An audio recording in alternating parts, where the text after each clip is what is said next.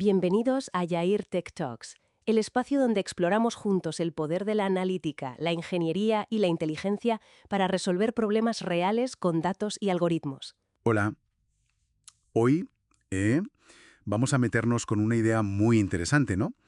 La de superar una barrera bastante típica en los modelos de lenguaje, la tokenización fija. Exacto. Y si el modelo pudiera, bueno, aprender él solito cómo segmentar el texto o, en realidad, cualquier secuencia. Es un punto fundamental. Sí, porque los métodos actuales, como el BPE, parten el texto en tokens, en trozos predefinidos. Pero claro, eso tiene sus pegas. Totalmente. Se pierde información a nivel de carácter. A veces no va igual de bien en distintos idiomas. Y bueno, se complica mucho con datos que no tienen esa estructura de palabras tan clara, como, no sé, el ADN o el código. Justo eso. El objetivo final sería tener un modelo que aprenda directamente de los bytes, ¿no?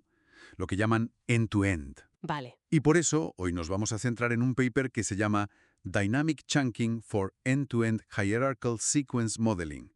Proponen una arquitectura HNet y un mecanismo que llaman Dynamic Chunking, segmentación dinámica. Entendido. O sea, en vez de darle al modelo unas gafas fijas, los tokens, para ver los datos, Ujú. buscamos que aprenda a ajustar su propio enfoque, que decida dónde están los cortes importantes en la información y cómo lo hace HNet. Pues mira, HNet se inspira en arquitecturas que quizás unen más de visión por computador, como UNet.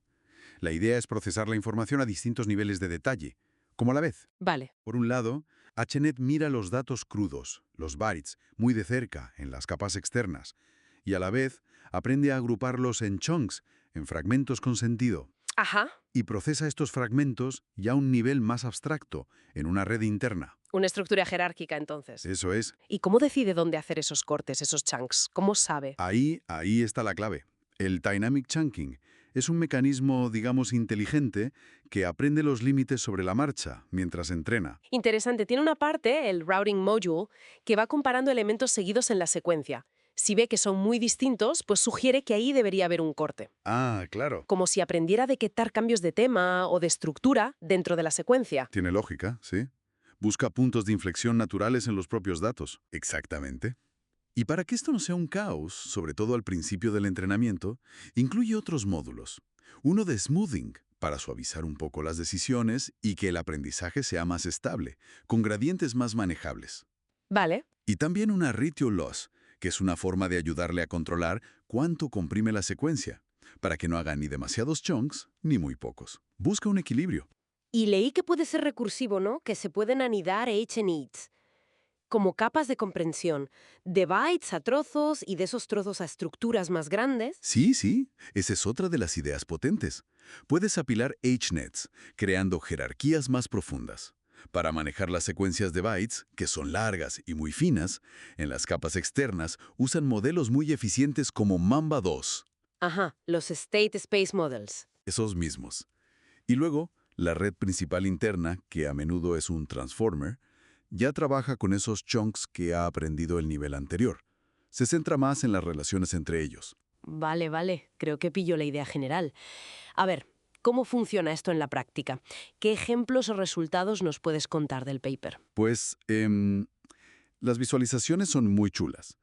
Se ve como HNet aprende límites que coinciden bastante con los espacios entre palabras, o los inicios de palabra, y sin que nadie le diga esto es un espacio. Vaya. Y en los modelos que tienen dos niveles, dos etapas de HNet, se ve que incluso agrupa palabras que semánticamente van juntas, tipo the backbone o such as en inglés. Ostras, eso ya indica que está capturando estructura de verdad. Sí. ¿Y en rendimiento puro y duro? Ahí es donde, bueno, parece destacar bastante.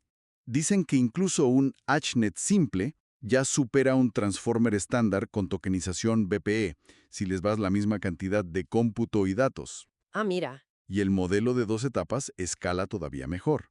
Y las mejoras son especialmente grandes en tareas donde la tokenización fija, pues, sufre más. ¿Cómo cuáles, por ejemplo? Pues, por ejemplo, en chino, que no tiene espacios claros entre palabras como nosotros, o en código fuente, que tiene su propia gramática. Dan un dato de una mejora del 6.4% en una tarea de comprensión en chino. Un 6.4. No está mal. Y en secuencias de ADN, que ahí sí que definir tokens es un auténtico rompecabezas.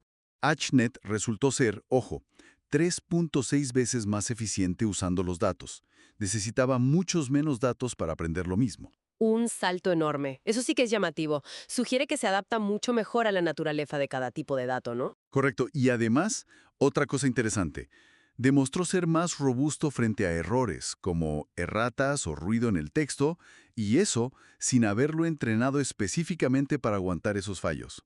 Qué bueno. Parece que aprende estrategias de segmentación que son útiles de por sí, y logra una comprensión parecida a BPE, unos 4.8 bytes por chunk de media, Ujú. pero de forma totalmente dinámica y aprendida. Entendido.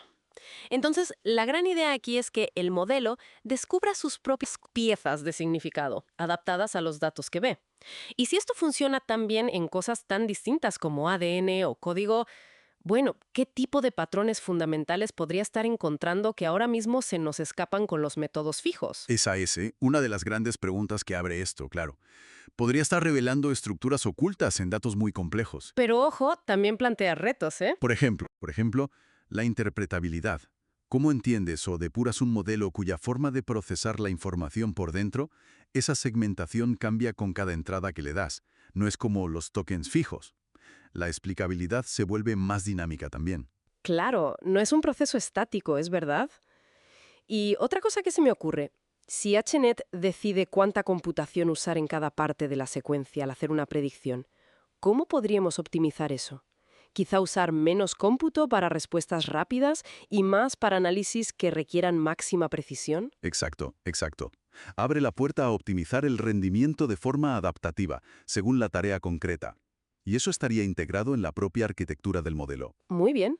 Pues resumiendo un poco, HNet y Dynamic Chunking proponen un camino hacia modelos realmente de extremo a extremo, que aprenden su propia manera de trocear los datos. Ajá. Y esto parece superar limitaciones importantes de la tokenización fija, mejorando cómo escalan, su robustez y su capacidad de adaptarse a distintos tipos de información. Eso es. Y si alguien quiere profundizar un poco, un mini reto. Investigar qué son exactamente los State Space Models, los SSMs, como Mamba. Según el artículo, ¿por qué son especialmente buenos para procesar secuencias largas y finas, como los bytes, en esas capas externas de HNet? Buena idea. Y dejamos también un par de preguntas para darle una vuelta.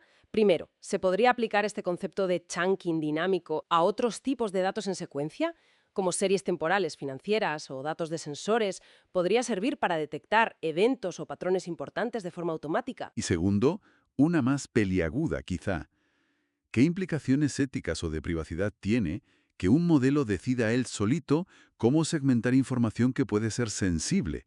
Pensemos en textos médicos o legales, por ejemplo. ¿Cómo nos aseguramos de que lo haga de forma responsable? Preguntas importantes, sin duda. Esto fue Jair Tech Talks, donde conectamos los datos con las decisiones. No olvides suscribirte y compartir este análisis con quienes quieren aprender más sobre IA y analítica aplicada al mundo real.